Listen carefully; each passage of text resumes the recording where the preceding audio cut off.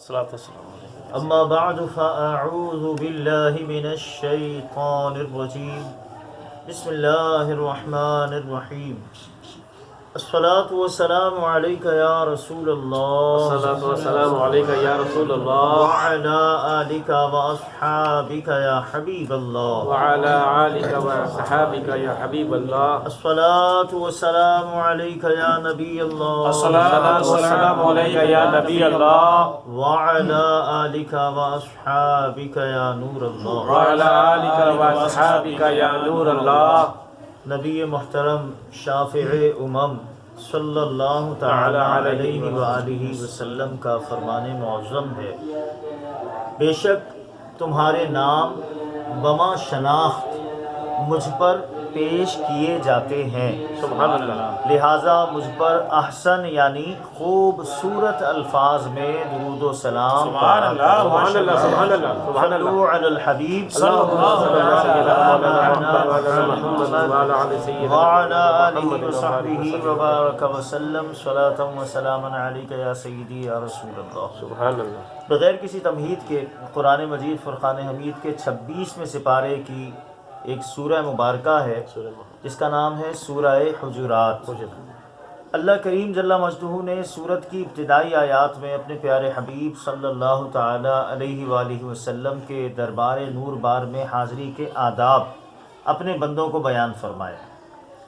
شان مصطفیٰ پر غور فرمائیے کہ محبوب کے دربار میں حاضری کے آداب اللہ اپنے بندوں کو سکھا رہا ہے. سبحان کہ میرے اللہ محبوب کے در پر جب حاضر ہو تو اس کا ادب یہ ہے. سبحان اللہ. اسی سورہ مبارکہ میں آگے چل کر اللہ پاک جل جلالہ نے اپنے بندوں کو کچھ ایسی باتوں کا حکم بھی ارشاد فرمایا ہے کہ اگر بحیثیت مسلمان ہم ان باتوں پر عمل کریں تو ہمارے معاشرے میں ایک پیار بھری اور محبت بھری فضا بآسانی قائم ہو سکتی ہے. سبحان اللہ. دوسرے لفظوں میں محبت بھرا معاشرہ کیسے قائم کیا جا سکتا ہے، اللہ پاک نے قرآن کی اس صورت میں چند باتیں بیان فرمائی. ان میں سے صرف چند ایک وقت کی قلت کو پیش نظر رکھتے ہوئے میں آپ کی خدمت میں عرض کرتا ہوں. سب سے پہلی چیز جو اللہ پاک جل جلالہ نے بیان فرمائی وہ یہ ہے، یا ایھا الذین آمنوا اجتنبوا کثیرا من الظن ان بعد الظن اثم. فرمایا اے ایمان والو بہت گمانوں سے بچو، بے شک کوئی گمان گناہ ہو جاتا ہے. بدگمانی سے اپنے بندوں کو منع کیا گیا کہ اپنے مسلمان بھائی کے لیے اپنے دل میں بدگمانی کو جگہ نہ دو. بدگمانی یہ ایک ایسا مرض ہے کہ جب دل میں آ جائے نا کسی کے لیے تو پھر اس کی چاہے ہمارے دل میں کتنی ہی محبت تھی عقیدت تھی، اگر بدگمانی آ گئی تو وہ ساری محبت اور عقیدت سب ختم ہو جاتی ہے.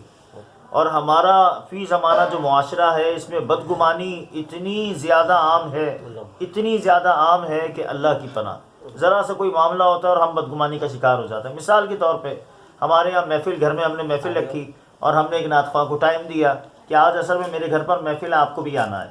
انہوں نے حامی بھر لی اور اب وہ وقت مقررہ پر نہیں آئے تو اب ہم فوراً بدگمانی کر لیں گے کہ ہاں بھائی گھر میں محفل تھی نا، تو یہ بڑے لوگ ہیں، ان کے پاس تھوڑی بڑی بڑی محفلیں ہوں، بڑا اسٹیج ہو اور ایکو ساؤنڈ لگے ہوئے ہوں تو یہ آتے ہیں. اب ہمارے گھر پہ تو چھوٹی سی محفل تھی، ہمارے گھر پہ کہاں آئیں گے. اور حقیقت میں وہ نعت خواہ کے ساتھ کیا ہوا تھا کہ وہ بیچارہ اپنے گھر سے نکلا آپ کے پاس آنے کے لیے مثال کے طور پہ، اور ہو سکتا ہے کہ وہ کہیں گر گیا اور چوٹ لگ گئی، بائک پنچر ہو گئی، خدا نہ خواستہ گھر سے فون آ گیا کہ ایمرجنسی ہو گئی ہے جلدی واپس آؤ، کچھ بھی ہو سکتا ہے نا، تو ہم فوراً بدگمانی کا شکار ہو گئے. اچھا دیکھیں ایک معاملہ جو امام غزالی رحمۃ اللہ تعالی علیہ نے احیاء العلوم میں بیان فرمایا ہے. ہمارے پاس کوئی شخص آئے اور اس کے منہ سے شراب کی بو آ رہی ہو تو ہم فوراً کیا سوچیں گے، یار بظاہر تو نہیں لگتا ایسا آدمی ہے، تو نماز بھی پڑھتا ہے، داڑھی بھی رکھی ہوئی، منہ سے شراب کی بدبو آ رہی ہے، یہ ایسا ہے شراب پیتا ہے. فوراً ہمارے دل میں بات آئے گی نا، اور ہم اس کا تذکرہ بھی کریں گے کیونکہ یہ بھی ہماری ایک فطرت ثانیہ بنتی جا رہی ہے کہ ہمیں کسی کے بارے میں کوئی بات پتہ چلے تو پھر ہم نے اس کو جب تک آگے ٹرانسفر نہیں کرنا، آگے ڈیلیور نہیں کرنا، ہمارے پیٹ میں مرور اٹھتا رہے گا. اور یہ بھی ایک المیہ ہے کہ جب ہم اس کو ڈیلیور کرتے ہیں تو پھر اس میں اپنی طرف سے بھی مرچ مسالہ لگا دیتے ہیں، ہے نا، چاٹ مسالہ ڈال دیا، لال مرچ ڈال دی، تو پتہ نہیں کون کون سے مسالے ڈال کر چٹ پٹا بنا کر اس کو بیان کرتے ہیں. امام غزالی رحمۃ اللہ تعالیٰ علیہ لکھتے ہیں کہ اگر کسی کے منہ سے شراب کی بو آ رہی ہو، جب بھی اس کے بارے میں یہ بدگمانی نہیں کر سکتے کہ اس نے شراب پی ہے، کیونکہ ہو سکتا ہے اس نے شراب پینے کے لیے منہ کو لگائی ہو لیکن فوراً جذبہ ایمانی غالب آیا ہو اور اس نے کلی کر دی ہو۔ سبحان اللہ۔ ہو سکتا ہے کسی نے گن پوائنٹ پر اس کے آگے کیا ہو کہ پی ورنہ گولی مار دوں گا، شریعت نے اجازت دی ہے نا، اس کو کہتے ہیں حالت اکراہ۔ کوئی بندوق رکھ دے آپ کے اوپر کہ شراب پی ورنہ بھی گولی چلا دوں گا، اور پتہ ہے کہ یہ واقعی گولی مار دے گا، تو اپنی جان بچانے کے لیے پینے کی شریعت نے اجازت دی ہے۔ مردار کھانے کی اجازت ہے جان بچانے کے لیے، تو مردار حرام ہے نا، میتہ قرآن میں ہے، حرمت علیکم المیتہ، تم پر مردار حرام کیا گیا ہے، لیکن جب جان پر بن جائے، کھانے کے لیے کچھ نہیں ہے، تو شریعت نے بقدر کفایت کہ اتنا جتنا کھانے سے جان بچ جائے اتنا مردار کھا کے اپنی جان بچا لو۔ تو امام غزالی فرماتے ہیں کہ ہو سکتا ہے کسی نے اس کو حالت اکراہ میں کر دیا ہو کہ زبردستی جان بچانے کے لیے اس کو شراب پینی پڑی ہو، تو منہ سے شراب کی بو بھی آ رہی ہے نا، جب بھی بدگمانی نہیں کر سکتے۔ اللہ ہمیں بدگمانی کے گناہ سے بچنے کی توفیق عطا فرمائے۔ یہ بدگمانی اگر ختم ہو جائے نا، گھروں میں دیکھیں ہمارے جو لڑائی جھگڑے ہیں، خاص طور پر ساس بہو کا جھگڑا، نند بھاوج کا جھگڑا، اکثر بدگمانیوں پر مبنی ہوتا ہے۔ بہو نے فون کیا مثال کے طور پہ ساس کو، اور ساس کا فون آنسر نہیں ہوا، تو یہ فوراً کہے گی ہاں میرا فون تھوڑی اٹھائیں گی آپ کی امی، شوہر کو کہے گی میں نے فون کیا تھا آپ کی امی کو، آپ کی امی نے فون اٹھایا ہی نہیں، جواب ہی نہیں دیا، میرا فون تھوڑی اٹھائیں گی وہ، میرے لیے دل ہی صاف نہیں ہے ان کا۔ اور وہاں کیا تھا کہ وہ امی جان بیچاری بڑھاپے میں ہے، وہ دوا کھا کے بیچاری سو رہی تھی بستر پہ، اور فون ان کا سائلنٹ پہ تھا، ان کو پتہ ہی نہیں چلا کہ میری بہو مجھے فون کر رہی ہے۔ تو بدگمانی اگر ختم ہو جائے نا، بہت سارے جھگڑے آٹومیٹکلی ختم ہو جائیں گے۔ اللہ ہمیں بدگمانی سے بچائے، آمین۔ ہم خود بھی بچیں، دوسروں کو بھی بچانے والے بنیں۔ آمین۔ پہلی چیز آمین۔ بدگمانی۔ دوسری چیز اللہ کریم نے فرمایا وَلَا تَجَسَّسُوا، کسی کے عیب تلاش نہ کرو، عیبوں کی ٹو میں نہ پڑو۔ ہمارا معاملہ یہ ہے کہ ہم واقعتاً لوگوں کے عیب تلاش کرنے میں لگے رہتے ہیں، دوسروں کے عیبوں پر نظر رکھتے ہیں، اپنے عیب بھول جاتے ہیں۔ وہ یوں کرتا ہے، وہ یوں کرتا ہے، وہ یوں کرتا ہے، وہ یوں کیوں نہیں کرتا، میں کیا کرتا ہوں یہ نہیں غور کرتا۔ میرے عیبوں کو اللہ نے چھپائے رکھا ہے، اس بات پر مجھے اس کا شکر ادا کرنا چاہیے کہ یا اللہ میرے اتنے عیب ہیں جو تو نے لوگوں سے چھپا کر رکھے ہیں۔ اگر آج کسی کا عیب مجھے پتہ چل گیا اور میں اس کو چھپا لوں گا، تو حدیث میں فرمایا کہ جو دنیا میں کسی مسلمان کے عیب کو چھپائے، اللہ قیامت کے دن اس کے عیبوں کو چھپائے گا۔ سبحان اللہ۔ ہمیں عیب پتہ چلنا تو بات کی بات ہے، ہم تلاش میں رہتے ہیں کہ ٹو میں کہ مل جائے، بس کہیں مل جائے کوئی بات۔ اور ہمارے بزرگوں کا معاملہ کیا تھا، ایک بزرگ گزرے ولی اللہ بہت بڑے، ان کا نام ہے حاتم اصم۔ اصم عربی زبان میں نا بہرے کو کہتے ہیں، کس کو کہتے ہیں؟ بہرے کو۔ بہرے کو، بہرا اونچا سننے والا۔ ان کا نام نہیں تھا یہ اصم، ان کا لقب پڑ گیا۔ کیسے؟ واقعہ کیا تھا، اللہ کے ولی تھے، دربار تھا ان کا، لوگ آتے تھے اپنے مسائل حل کرنے کے لیے، تعویذ لینے، دم کرانے اور شرعی رہنمائی لینے۔ تو اسلامی بہنیں بھی پاپرتا آتی تھیں ان کے دربار میں۔ تو ایک مرتبہ ایک عورت ان کے دربار میں آئی اور حضرت کے قریب پردے کی حالت میں بیٹھی ہوئی تھی اپنا مسئلہ حل کرانے کے لیے، کہ فطرت انسانی ہے، تقاضے ہیں، بعض اوقات انسان کے پیٹ میں گیس ہو جاتی ہے اور ہوا خارج ہو جاتی ہے۔ تو ہوا خارج ہوئی، آواز کے ساتھ ہو گئی۔ اچھا، اب ہم کہیں اگر ایسے بیٹھے ہوں، مثال کے طور پہ یہی مجلس ہے، ہم یہاں بیٹھے ہیں، اور اللہ نہ کرے کہ اگر کسی کے ساتھ ایسا معاملہ ہو جائے تو وہ اپنے آپ میں تھوڑا سا گلٹی فیل کرتا ہے نا، شرمندہ ہوتا ہے کہ یار یہ کیا ہو گیا، کیا ہو گیا، یہ سب میرے بارے میں کیا سوچیں گے، مجھے اتنی بھی تہذیب نہیں ہے، تمیز نہیں ہے، ہوتا ہے نا ایسا، آدمی اپنے آپ میں شرمندہ ہو جاتا ہے۔ تو وہ عورت کی جب اس طرح ری خارج ہوئی نا آواز کے ساتھ، تو وہ شرمندہ ہو گئی کہ حضرت بالکل قریب بیٹھے ہیں اور میری ہوا خارج ہوگی، میرے بارے میں کیا سوچیں گے، میں کتنی بے تہذیب عورت ہوں۔ اتنے میں حضرت نے اس سے فرمایا کہ کہو بی بی کیا مسئلہ ہے۔ تو اس نے اپنا مسئلہ عرض کیا، تو حضرت نے فرمایا اونچا کہو۔ اس نے اور اونچی آواز کر کے کہا اونچا کہو۔ جب ایسے کیا نا تو وہ اپنے آپ میں مطمئن ہو گئی کہ حضرت تو اونچا سنتے ہیں، تو وہ جو آواز معاملہ تھا ری والا، وہ تو آواز حضرت نے سنی نہیں ہوگی۔ اس طرح اس کے عیب کو چھپا لیا اور اس کے عیب پر گویا پردہ ڈال دیا، وہ اپنے آپ میں ریلیکس ہو گئی۔ سبحان اللہ۔ اور اس دن سے حضرت حاتم کا نام بن گیا حاتم اصم۔ امام اعظم ابو حنیفہ کے ماننے والے ہیں نا، حنفی ہیں۔ سبحان اللہ۔ امام اعظم کے بارے میں منقول ہے کہ آپ کو لوگ وضو کرتے تھے نا، تو وضو میں ہم جب وضو کرتے ہیں نا، حدیث میں وضو کرتے ہیں، جو اعظم دھوتے ہیں ان کے گناہ وضو کے پانی میں دھل جاتے ہیں۔ تو لوگ وضو کرتے تھے نا، تو امام اعظم کو ان کے گناہ نظر آتے تھے جھڑتے ہوئے وضو کے پانی میں۔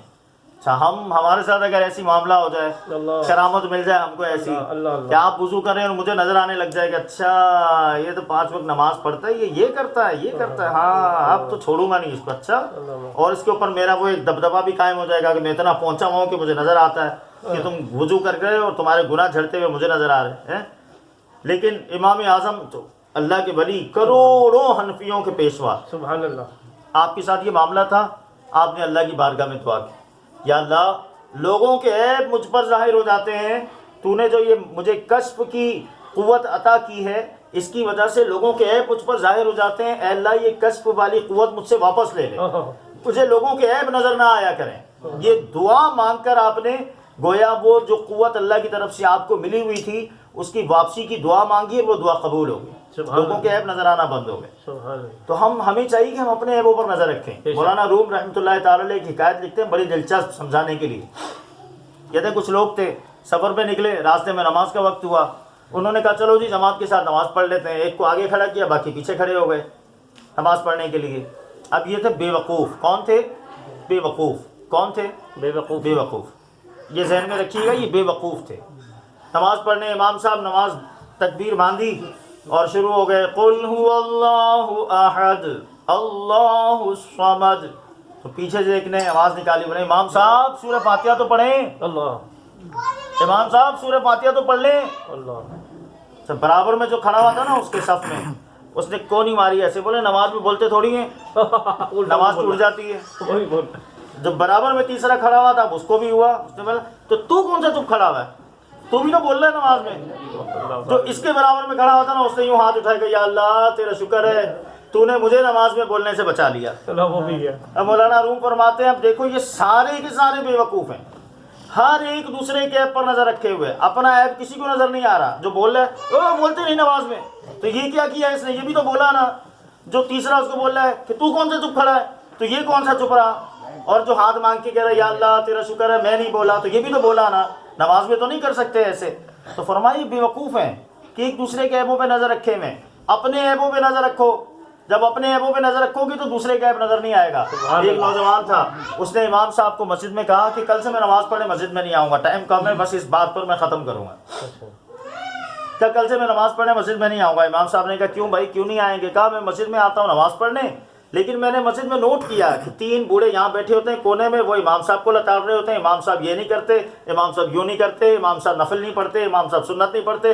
اچھا بولا وہاں گیا اس کونے میں، وہاں 4 بوڑھے بیٹھے ہیں، وہ لے کے مؤذن صاحب کو لپیٹ رہے ہیں کہ مؤذن یوں کرتا ہے، مؤذن یوں کرتا ہے۔ اس کونے میں گیا تو 3 آدمی وہاں بیٹھے ہوئے، وہ لے کے خادم کی دیگ چڑھا رہے ہیں کہ خادم یوں ہیں، خادم یوں ہیں۔ اس نے کہا میں تو مسجد میں نماز پڑھنے آتا ہوں اللہ کو راضی کرنے، لیکن میں تو یہاں دیکھا یہاں تو غیبتیں، چغلیاں، الزام تراشیاں، بدگمانیاں، سارے گناہ ہو رہے ہیں، تو پھر اس سے اچھا میں گھر میں ہی رہوں، میں دیکھتا ہوں میرا دل جلتا ہے۔ امام صاحب نے کہا اچھا چلو ٹھیک ہے، تم نے جو فیصلہ کیا تمہاری مرضی، میری ایک درخواست پہ عمل کر لو۔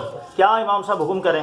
بولا اندر مسجد میں جاؤ، پانی کا کولر لگا ہوا نا اندر مسجد میں، اس سے 1 گلاس فل پانی بھرو، فل لپا لپ گلاس، وہ گلاس ہاتھ میں لے کے اس طرح مسجد کے 4 کونوں کا چکر لگانا ہے کہ ایک بھی قطرہ پانی کے نیچے نہیں گرے، گلاس فل ہونا چاہیے منہ تک، اور آپ نے چکر ایسے لگانے کہ ایک قطرہ نیچے نہیں گرے پانی کا۔ میں کہا یہ تو کوئی مسئلہ ہی نہیں، گیا اندر مسجد میں گلاس بھرا فل، اور اس کے بعد پانی نہیں گرے، پانی نہیں گرے، پانی نہیں گرے، دھیان کرتے کرتے اس کونے تک، وہاں 4 کونے چکر کر کے پورا، اس کے بعد آ گیا امام صاحب کے پاس، امام صاحب 4 کونوں کا چکر لگا لیا، ایک قطرہ پانی کا نہیں گرا۔ امام صاحب کہنے لگے ایک بھی قطرہ پانی کا نہیں گرا؟ نہیں ایک بھی قطرہ پانی کا نہیں گرا۔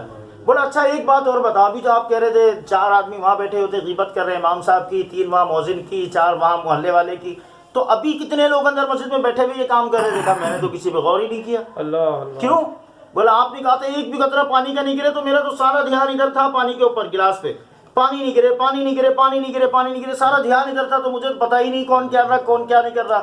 فرمایا یہی معاملہ ہے مسجد میں آنے کا، نماز پڑھنے آئے ہو نا تو تمہارا دھیان اللہ کی طرف ہو جائے، بس اللہ کی طرف، بس اب اللہ سے لو لگانی ہے۔ اب یہ نہیں کہ یہ کیا کر رہا ہے اور یہ کیا کر رہا ہے، یہ کیا کر رہا ہے اور یہ کیا کر رہا ہے، یہ نہیں دیکھو، تم دیکھو میں کیا کرنے آیا ہوں، جو کرنے آیا ہوں بس وہاں لگ جاؤ۔ سبحان اللہ، جیسے میں ابھی موبائل پہ وائی فائی پہ کلک کروں تو جتنے یہاں وائی فائی چل رہے ہوں گے سب شو ہو جائیں گے نا سامنے، یہ بھی نیٹ ورک ہے، یہ بھی ہے، یہ بھی ہے، یہ بھی ہے۔